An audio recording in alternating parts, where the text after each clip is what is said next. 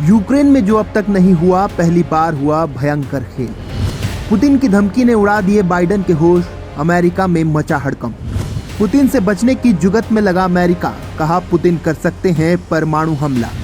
G7 की धमकी को भी किया दरकिनार, पुतिन के आक्रामक रूप से हिली दुनिया। दोस्तों, अमेरिका और पश्चिमी देशों ने अपने घमंड में और रूस को चोट पहुंचाने के लिए कुछ ऐसा कर दिया जिससे रूस के राष्ट्रपति व्लादिमीर पुतिन अब अपने पूरे आक्रामक रूप में आ गए हैं। पुतिन के गुस्से से ये अनुमान लगाया जा रहा है कि वो किसी भी वक्त परमाणु हमला कर सकते हैं। उनके इस रूप को देखकर अमेरिका सहित पश्चिमी देश डर के मारे सहम गए हैं। वो खुद को बचाने की तैयारी में जुट गए हैं। इतना ही नहीं, अपने डर को छिपाने के लिए दुनिया की सबसे शक्तिशाली देशों के संगठन G7 ने रूस के राष्ट्रपति पुतिन को सख्त से सख्त शब्दों में चेतावनी देते हुए कहा कि अगर रूस परमाणु हथियार का इस्तेमाल करता है तो इसका अंजाम बेहद बुरा होगा।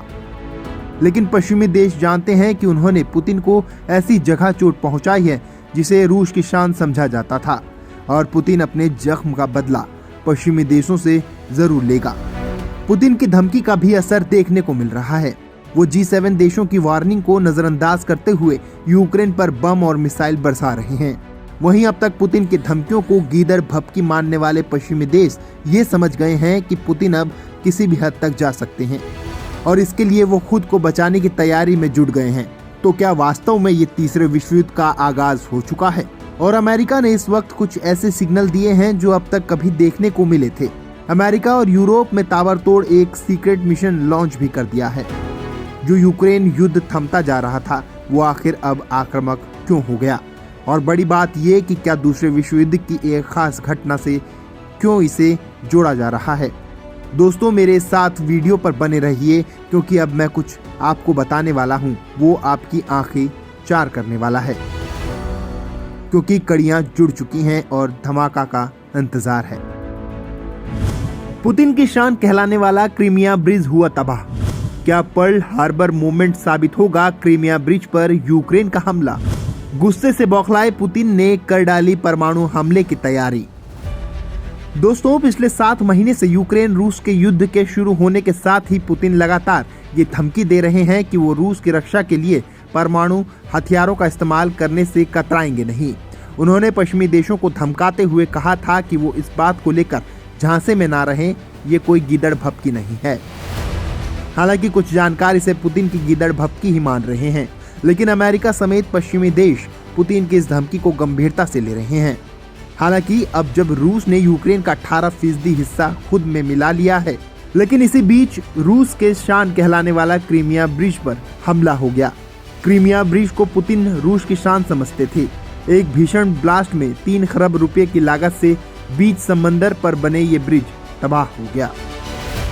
इस घटना से रूसी सैनिक के मनोबल को तगड़ा झटका लगा है, जिससे पश्चिमी दुनिया में खौफ छा गया है। और इस हमले का बदला लेने के लिए पुतिन कई और टेक्निकल परमाणु हथियारों का इस्तेमाल यूक्रेन के खिलाफ कर सकते हैं। आपको बता दें कि साल 2014 में जब पुतिन ने क्रीमिया पर कब्जा किया था, तो क्रीमिया को रूस से जोड़ने के लिए उन्होंने समंदर में 19 किलोमीटर लंबा ब्रिज बनवाया। इस ब्रिज पर 2 रास्ते हैं जिससे ट्रेन और ट्रक गुजर सकते थे। यूक्रेन वॉर में यह ब्रिज रूस के सप्लाई लाइन का अहम हिस्सा है। इस ब्रिज पर हुए अटैक की वजह क्रीमिया और रूस के बीच मौजूदा डायरेक्ट लिंक फिलहाल खत्म हो गया है।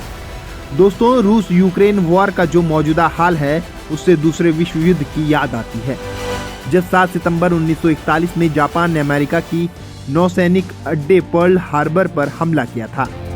इस क्रू हमले में जापान ने अमेरिका को पानी पिला दिया था। 90 मिनट की इस बमबारी में 2500 से ज्यादा अमेरिकी सैनिक मारे गए थे। पर्ल हार्बर हवाई द्वीप में मौजूदा अमेरिका का नौसैनिक सैन्य अड्डा है। जापान ने अमेरिका के कई युद्धपोत पनडुब्बी को समुद्र में डुबो दिया। 500 से ज्यादा हवाई जहाज नष्ट कर डाले। अमेरिका का नुकसान अरबों डॉलर में था। छोटे से जापान के पर्ल हार्बर में अपनी नौसैनिक और हवाई ताकत का ऐसा परिचय दिया कि दुनिया की ताकतें हैरान रह गई। दुनिया की महाशक्ति अमेरिका पर यह जापान का डायरेक्ट हमला था। जानमाल के नुकसान के अलावा इस अटैक का राजनीतिक महत्व ये है कि इस हमले से पहले अमेरिका दूसरे विश्व युद्ध में तटस्थ था। लेकिन हमले के अगले ही दिन यानी कि 8 सितंबर 1941 को अमेरिका इस विश्व युद्ध में औपचारिक रूप से शामिल हो गया। पर्ल हार्बर हमला इतिहास का वो टर्निंग पॉइंट है जहां से विश्व की राजनीति की धारा बदल गई। अमेरिका विश्व युद्ध में शामिल हुआ, जापान पर परमाणु हमला हुआ और दुनिया ने परमाणु हथियारों के इस्तेमाल का ऐसा विध्वंसक रूप देखा कि लोगों की आत्मा कांप गई। वहीं अब ठीक उसी तरह क्रीमिया ब्रिज अटैक को पुतिन के प्राइड पर चोट बताया जा रहा है। इस हमले से पहले भी यूक्रेन वॉर में पुतिन के कदम डगमगा रहे थे। यूक्रेन की सेना इस जंग में रूसी सेना पर भारी पड़ रही थी और वो रूस से जीते गए इलाकों को वापस ले रही थी। इसी दौरान क्रीमिया ब्रिज पर हमला हुआ। हालांकि यूक्रेन ने इस हमले की जिम्मेदारी नहीं ली, लेकिन पुतिन ने इस हमले को आतंकी कृत्य करार देते हुए यूक्रेन को जिम्मेदार ठहराया। वॉल स्ट्रीट जर्नल में छपे एक लेख के अनुसार परमाणु हथियारों ने सोवियत रूस को सुपर पावर बनाया है। सोवियत विघटन के बाद रूस की प्रतिष्ठा को धक्का लगा है। पुतिन रूस के लिए इस सम्मान को वापस चाहते हैं। बता दें कि रूस ये कह चुका है कि वो अपनी सीमाओं की रक्षा के लिए अपनी क्षमता में ऑल मीन्स यानी सभी साधनों का उपयोग करेगा। यहाँ सभी साधनों शब्द की व्याख्या बहुत ही व्यापक है, जिसमें परमाणु हथियार भी शामिल है। अमेरिकी राष्ट्रपति बाइडेन ने दावा किया कि रूसी राष्ट्रपति व्लादिमीर पुतिन ऐसा कहकर कोई मजाक नहीं कर रहे थे।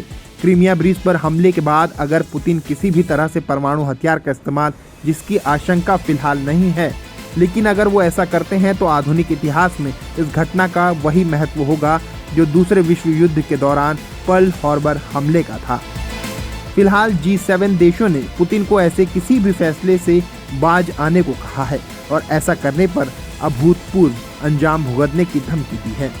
लेकिन अगर रूस की ओर से टेक्निकल परमाणु हथियारों का इस्तेमाल किया जाता है तो फिर दुनिया को संपूर्ण विनाश का भयावह मंजर देखने को तैयार रहना पड़ेगा।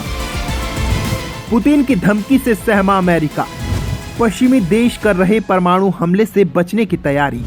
आखिर यूरोप में मंगवाई जा रही आयोडीन की दवाएं। पुतिन की धमकी को नजरअंदाज ना करते हुए अमेरिका और यूरोप ने इससे बचने की तैयारी भी शुरू कर दी है।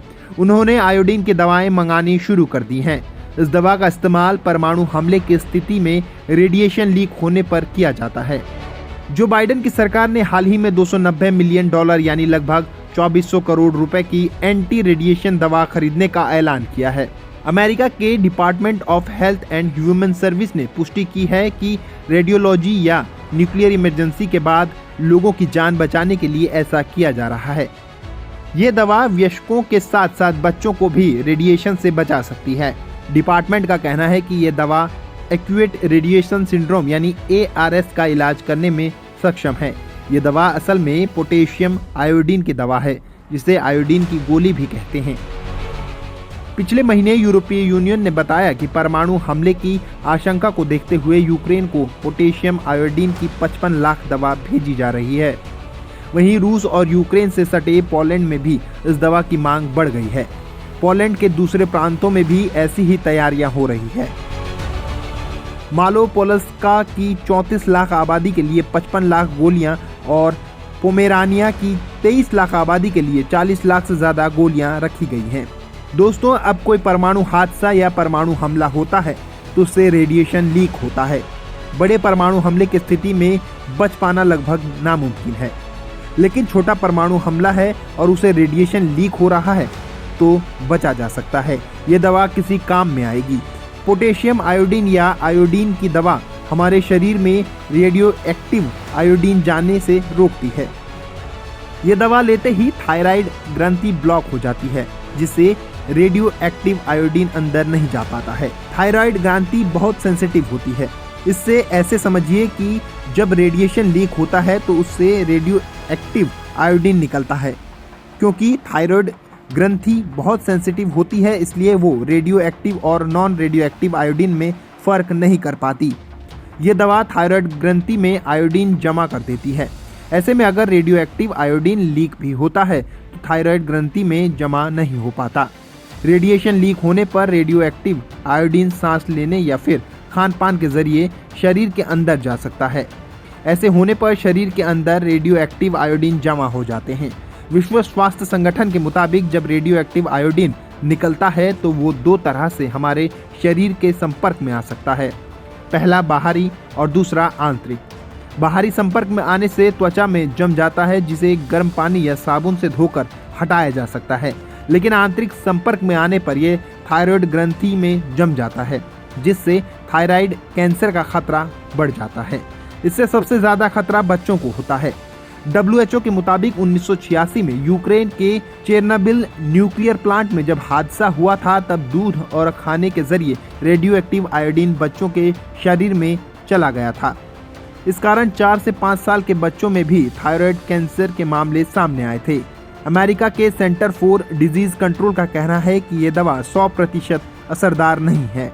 यह सिर्फ रेडियो एक्टिव आयोडीन को शरीर के अंदर जाने से रोकती है, बाकी दूसरे तरह के रेडिएशन से नहीं बचा सकती। वहीं यह दवा कितनी असरदार है, ये इस बात पर भी निर्भर करती है कि शरीर में कितनी मात्रा में रेडियो एक्टिव आयोडीन गया है और हमारा शरीर उसे कितनी जल्दी ऑब्जर्व करता है। दोस्तों, जिस तरह से अमेरिका सहित पश्चिमी देश परमाणु हमले से बचने की तैयारी कर रहे हैं, उससे यही लग रहा है कि वो पुतिन की धमकी को हल्के में नहीं ले रहे हैं। कहीं ना कहीं उनके मन में ये डर है कि पुतिन कुछ भी कर सकते हैं।